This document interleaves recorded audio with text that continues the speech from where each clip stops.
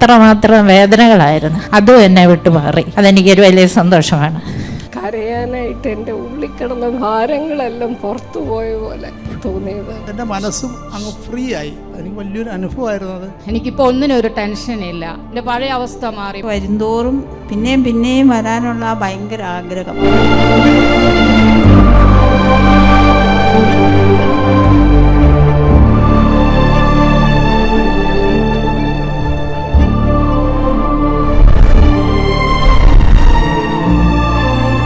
പ്രാർത്ഥനാലയം ഒരുക്കുന്ന മനുഷ്യരക്ഷാ ധ്യാനം.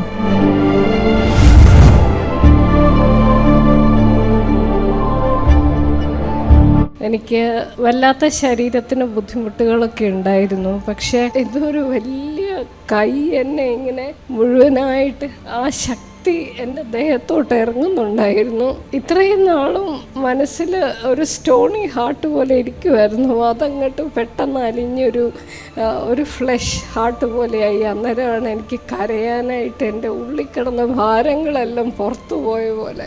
അടുത്ത ധ്യാനം ഓഗസ്റ്റ് 3 മുതൽ 8 വരെ. എൻ്റെ ശരീരം ഒരു പുഷ്പം പോലെ, എൻ്റെ കാല് നിലത്ത് ഇങ്ങനെ വെച്ചിനെന്ന് എനിക്ക് തോന്നുന്നില്ല. പഞ്ഞി പോലെ ഞാൻ ആ ഒരു ഫീലാണ് എനിക്ക് അനുഭവപ്പെട്ടത്. ഈ അവസരം നഷ്ടമാക്കരുത്.